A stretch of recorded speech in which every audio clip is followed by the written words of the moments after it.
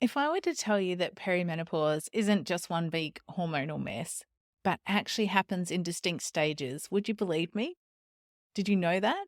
Most women have no idea that there are clear phases to perimenopause, and understanding which one you're in can be the difference between feeling really lost and overwhelmed and out of sync with your body, and knowing what your body needs from you to better adjust to the changes. And so you can feel more in control, more comfortable in your body there.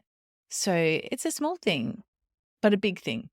So stay tuned until the end because I'm going to be sharing a free guide that's going to help you pinpoint exactly where you are in your perimenopause journey, how long you might expect to be in perimenopause, and what you can do to support your body through this transition. And this is really important if you are, say, in your mid to late 30s, early 40s, and being told that you're too young for perimenopause, like we talked about last time. This episode's really important for you because it's going to give some clarity around whether or not you're in perimenopause. So if we haven't met, hi, I'm Sarah, the perimenopause naturopath, and I've helped hundreds of women over 40 navigate perimenopause with confidence, feel great in their bodies, and reclaim their mood and energy. So if you're over 40 and feeling like your changing hormones are hijacking your mood, energy, and weight, and you want to change that in a holistic, sustainable way, well, you're in the right place. Because each episode, I share my insights on what's happening in your body, why you're feeling the way that you are, and most importantly, how you can change that. I give you practical, simple, actionable, effective advice to help you move from chaos to calm and feel more comfortable and confident in your body. Today, in episode number 78 of Chaos to Calm, I'm diving into which perimenopause phase are you in? The 5 stages explained. Yes, that's right. Are you already going, oh my gosh, I had no idea? 5 stages from our reproductive era to menopause and beyond. Amazing. So, this is the thing about perimenopause. And this is why I was saying today's episode is really important if you are in your mid to late 30s and early 40s, because a lot of women don't even realize they're in it when they're in those early phases or stages. Or maybe you feel like something's not quite right, but you're told you're too young for perimenopause. So if you haven't already listened to last week's episode number 77 was all about busting those myths like you're too young or your period's regular, so it can't be perimenopause. So have a listen to those. And this kind of follows on from it there as well to help you see why you might have succumbed to some of those myths in the past. Because like I said, a lot of you don't realize that you're in it until you're sort of closer to menopause and things maybe start to ramp up. And that's a real shame because you miss that opportunity to work early on in your perimenopause to help your body better adapt and adjust. You kind of miss that opportunity there. But we kind of think that we go from reproductive to menopause and like you're not in it, and then suddenly bang, you're in it and you're close to menopause there as well. So you don't really, it doesn't happen that way. It's a bit more insidious. Perimenopause is a gradual transition, and we kind of miss that whole gradual part of it until things start to happen more for us. And it does depend on your body and your genes and your health history and what you eat, drink, and do. There's a lot of other factors involved, but it can last from 2 to 12 years, perimenopause, before you hit menopause. So remember that menopause is diagnosed sort of after the fact. So you get your last period and then 12 months later, no periods, and you're declared menopausal. So yeah, it does happen in stages. It's a phase. Like, I don't want to say a spectrum because it's not really a spectrum, although your experience of it compared to someone else's, like there's a vast spectrum in how you feel through that time period as well. But yeah, there's stages or phases of perimenopause and your symptoms shift over time. So those phases or stages reflect your hormone levels or what your hormones are doing at that time. I'm just putting the finishing touches on a webinar all about the 4 hormone shifts and how things change through perimenopause. So that's super exciting. You'll be able to access that on demand over the next week or so, or from the next week or so. But yeah, a lot of women tell me when we're talking, and I know I felt like this way too, that something's changing, but my doctor says I'm too young, or my period's too regular, or like my cycle's not lengthening. So I don't know, is it hormonal? Is it not? You can't put your finger on it. So yeah, we know, we've talked about it before. Perimenopause is not just about age.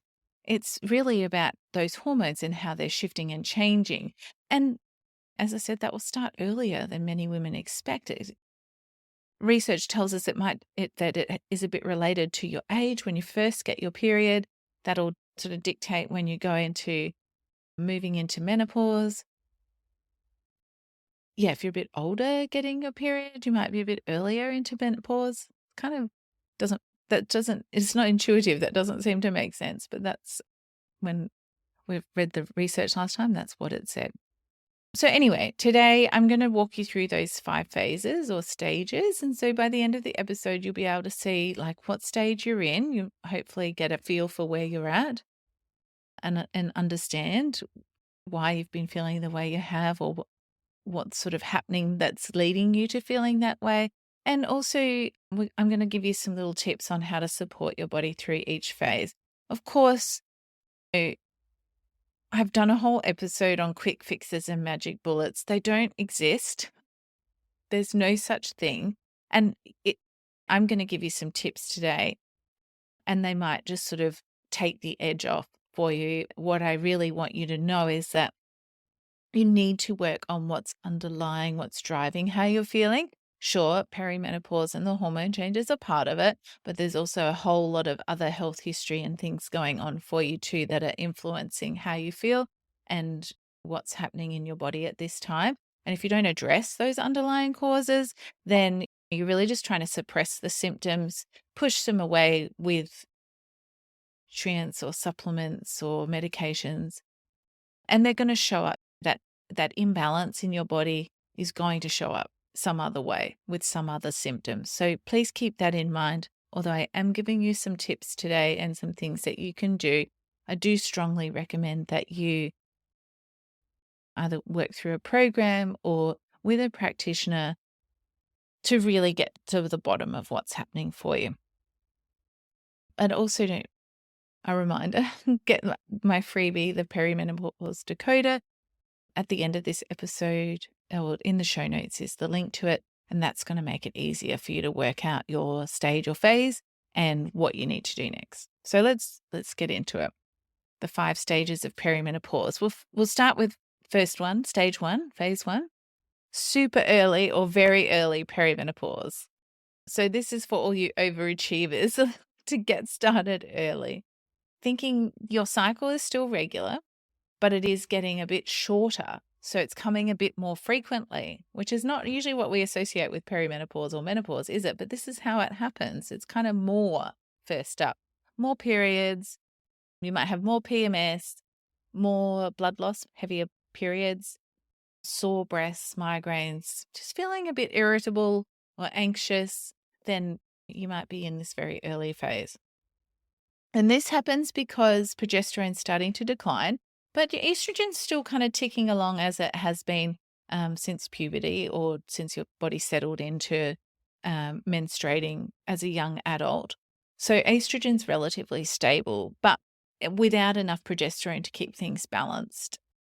The normal fluctuations of estrogen through your cycle start to feel a bit more extreme, and also that loss of, or that decline in progesterone really starts to impact your mood and sleep and some of those other symptoms there as well. Some cycles might feel completely normal, while others you're really feeling that PMS and feeling really tired or exhausted, really anxious and snappy. So some will be fine, some will be worse, and they're getting closer together. So one thing that underlies all these phases of perimenopause, and something I like to work with women on, is keeping your blood sugar balanced, because unstable blood sugar levels, blood glucose, makes everything feel worse, and it actually impacts your hormones and your sleep and your mood, your energy, all those things as well. Hot flushes, sweats, if you're getting those later on, they're all impacted by unstable blood glucose levels. So balancing that, and I've got lots of episodes on that, and no doubt we'll talk about it again in the future, but also in my free training that's coming up, you can hear more about it. I'll tell you the strategy around how to do that. So magnesium, the master relaxer. So those are a great mineral, really great for women in this busy phase of life. And adaptogenic herbs or nervine tonics as well. So some simple ones that you can get usually at the supermarket, health food store. In the teas there are things like Tulsi, it's also called holy basil, withania, even just good old chamomile. They have a really wide safety profile, so they're less likely to interact with your medications. But note, if you are on medications, you do need to check with someone who knows about herbs. So check with a naturopath or a herbalist, or sometimes the chemist will be able to check for you if there is an interaction between the herbs and your medication. Also, I suggest you cut back on alcohol and caffeine, as both of those can make your symptoms worse, and so does sugar. But if you're working to keep your blood sugar balanced, you're not going to be eating lollies or sugar on its own anyway. And sometimes just some small tweaks with your alcohol and caffeine consumption can make a big difference there as well. So yeah, popping your caffeine after your breakfast, like food first, always for those things makes a huge difference. So let's talk about stage 2, early perimenopause, also known as something feels off. I'm not quite right. So your cycle starts to shift a bit more. So some months it'll be shorter, like closer together, and other months it'll be further apart, or your cycle will be longer.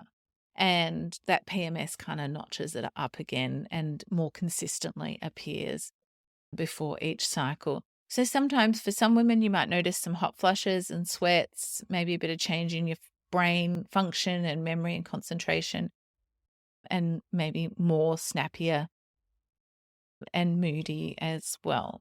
So, and again, this happens because the progesterone changes further and estrogen's starting to fluctuate a little there. So we really want to focus to support your body with what I suggested for the very early perimenopause in terms of balancing your blood sugar levels, your magnesium, those adaptogenic herbs, and kind of like a baseline prescription, I suppose, right through perimenopause and menopause, and alcohol and caffeine. And you might be noticing now at this point that alcohol is not really your friend, that it makes you get hangovers after one glass of wine or two, or you start to feel really stuffy in your nose or after you drink it. So there's often can be lots of signs that your body's not loving alcohol. And sadly, well, I don't know. I mean, it is a carcinogenic. So yeah, it's our body just trying to look after us and let us know that it's not doing things for us that are great. So alongside your magnesium, you might want to add in some the B vitamins to help with your energy and stress management. It helps with your blood glucose levels. Also helps with your hormones there. So remembering that in perimenopause, it's a natural state of imbalance. So we're not necessarily trying to balance your hormones. However, we are looking to smooth the fluctuations out at this time. So we want to look after our gut and our liver health. So ideally, you're using your bowels once every day to make sure that we're eliminating the excess hormones. And your liver it's our soldier. It's working hard for us. It's doing the heavy lifting there every day with our hormone production and metabolism and elimination. Again, making sure you're eating. I've got that episode on the perimenopause diet, so do go back and have a listen if you haven't already about the 4 things that should be on your plate: protein, fats, fiber, and phytoestrogens. So yeah, so making sure you're getting your food right, eating your 3 times a day to help with your blood glucose balance, and giving your body the building blocks that it needs for the hormones, and also for processing and eliminating the excess there as well. So let's talk about stage 3. This is like mid perimenopause, and I like to call this the roller coaster phase. So you really feel like you're on a ride that maybe you didn't think you bought a ticket for, it can get a bit crazy at this time. So ovulation is becoming irregular, which is when we ovulate, that's when we make progesterone. And so your progesterone is declining. You're not making it at every cycle anymore. And estrogen is fluctuating there as well, even more so. So it's fluctuating higher than its previous highs and lower than, and then just sort of dropping or crashing low as well. So periods may become less frequent. So your cycle may get longer, but it also can get more intense. So again, more PMS, heavier bleeding. You might also notice that your libido changes. You might get some vaginal dryness, reflux, bloating, new food intolerances. This is where things can really feel like they're going haywire. I've done previous episodes on alcohol intolerance. This is where you're really going to feel that. And yeah, a lot of gut issues can come up, which is super interesting. And I need to make a mental note to do an episode on that. So let's talk about stage 4, late perimenopause. So what to do in stage 3? Really, you need to do more of the same of those things that I had suggested earlier. You want your magnesium, eating your 3 meals a day, making sure they're balanced with your protein and fats, phytoestrogens, and fiber. I've done 2 episodes, one on phytoestrogens and one on soy. So do go back and listen to those if phytoestrogens are new for you. These are when you really want those on your side or on your plate every day, because they're going to help modulate that estrogen and smooth the transition or change of it from the big roller coaster to sort of more like the kiddie roller coaster that you see at the show. Okay, so let's talk about stage 4, late perimenopause. This is a waiting game. So this stage I call the waiting game. Your periods are few and far between. Like in mid-perimenopause, maybe you might be getting like what I call a quarterly update. So maybe once a quarter, once every 3 months, you might get your period. In late perimenopause, they are 6 to 10 or 11 months apart. You might be waiting thinking, I'm so close. And then like, yeah, in the 11th month, get another period there. So they're few and far between. You can go a long time without one. This is where some of those symptoms are, particularly around your brain and memory and concentration and your sleep, can go really haywire. But you might start noticing other things like joint pain and stiffness. You start to feel really old. And you can really start to worry that, oh my gosh, am I like getting early dementia? So again, I've done another episode on brain fog and why it's not dementia and what to do about it. And that was sort of semi recently. So in the last 3 months, I did that episode. So probably in the 60s in the episode number. So yeah, it can get really scary. It can feel really discombobulating. Like you're really like, whose body am I in?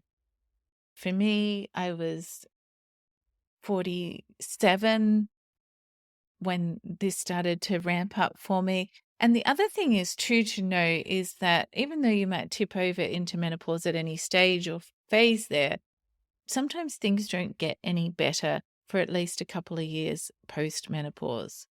So it's not like once you've had that last period, your body's like, oh, okay, cool, that was it. All right, we'll relax now. And this is how it is. It takes some time to adjust to it there as well. So the last stage or phase is menopause. This is the culmination of that 2 to 12 years of perimenopause. If you haven't had a period in 12 months, congratulations, you are in menopause. Like I said, it's like a diagnosis of yeah, once you never know when that last period is until it's 12 months past it. So yeah, at this stage, your body has to then now adapt to those permanently lower estrogen levels. And it has a significant impact on our body, all our body, because every cell has estrogen receptors. We feel the loss of that. And like I said, it can take a couple of years to improve. So again, you're doing all of these things that I've been talking about. You're eating in the perimenopause diet way, the Perimenopause way. You're also making sure that you're moving your body and focusing on strength and resistance training, because your bone density and your muscle mass takes a big hit in menopause, or especially in the first 2 years post-menopause. And we want to do a little bit of cardio in there as well to help support our cardiovascular health. I've been loving the sauna for my cardiovascular health. I'm not going to lie. I get to sit and read my book and sweat it out. So watch my heart rate go up while I'm doing nothing. But I do also do some cardio. So it's not all my cardio there. But if you're lucky enough to have access to a sauna, it's a really great thing to support your cardiovascular health, especially if it's an infrared one. It's also going to work on your collagen production and your cellular energy. And there's so many different benefits. I'll have to do an episode on it, on why I love saunas. So let's talk about menopause, as I said. So doing all those things, magnesium, Bs, herbs, all the herbal teas to support your nervous system and reduce that reactivity to stress. So we're trying to build our stress resilience, because that's what's missing at this stage, as progesterone's gone and left the building, so to speak. So let's talk about our special guest, maybe the uninvited guest. That's what I should have called this section. And that's weight gain. So it can happen at any phase, any time, but lots of women notice that it slowly creeps on. And the average for perimenopause, menopause is about 500 grams per year. Most women put on that.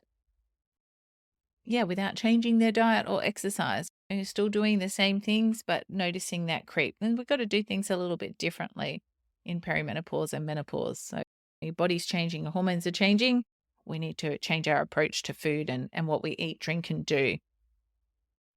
So yeah, it's complex. And again, my free training that is going to be available soon is all about why you gain weight, why you can't lose that weight, and the hormone shifts and how they work together to create the problem, the metabolic dysfunction that makes it easier to store fat, especially around your middle and your arms.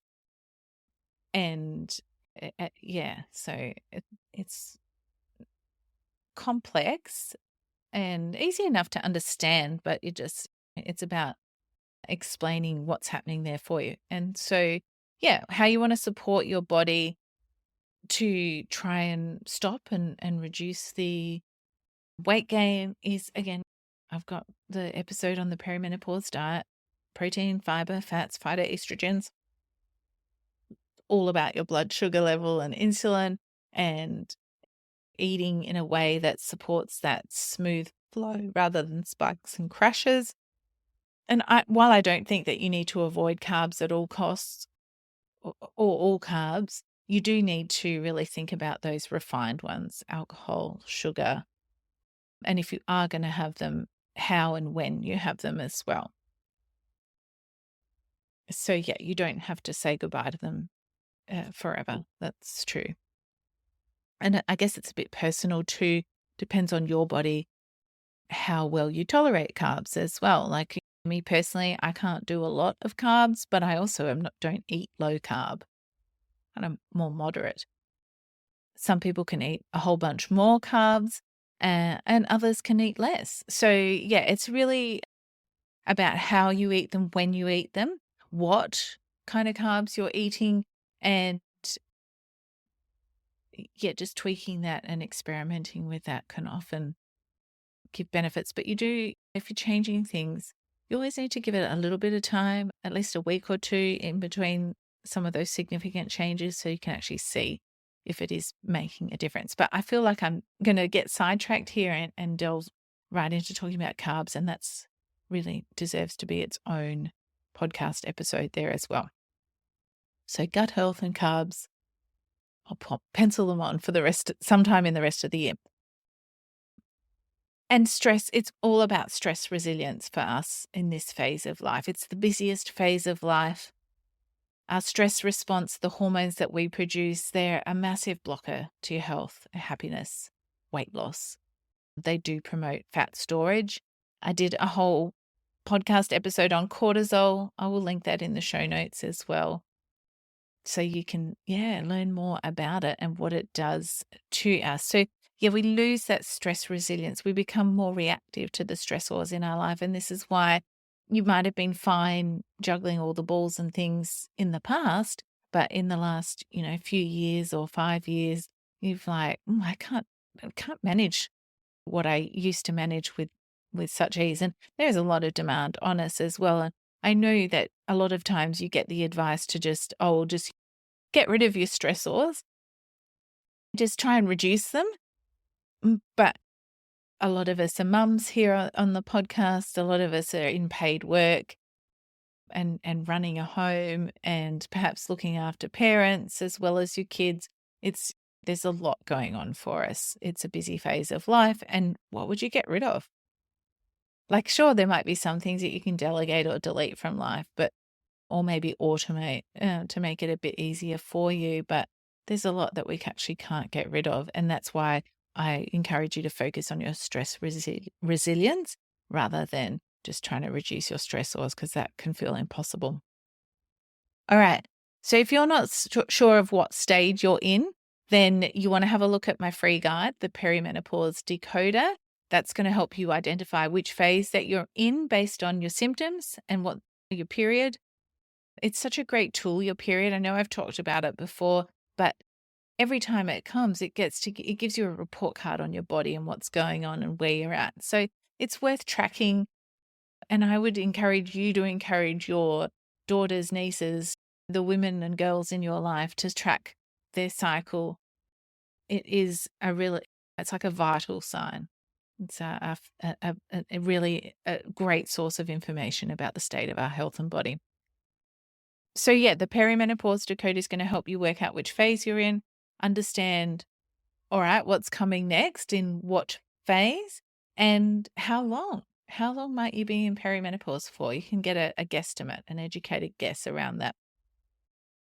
And also tell you a bit more about how to support your body through this phase of life there as well. So I'll put the link in the show notes. You can find it at www.theperimenopausenaturopath.com.au/decoder, DECODER. So thank you so much for joining today and sharing your time with me while I've been talking about which perimenopause phase are you in, those 5 stages. If you found this helpful, please make sure to follow the podcast so you don't miss future episodes and my tips and advice. And while you're there, if you could please rate the podcast, even leave a review and let me know what you'd like to see more of. Ratings and reviews mean more women find the podcast and have the opportunity to transform their perimenopause from chaos to calm. And that, my friend, is all for this episode today. Thank you for listening. Thank you for sharing your time with me. Until next time when we meet, keep transforming your perimenopause from chaos to calm.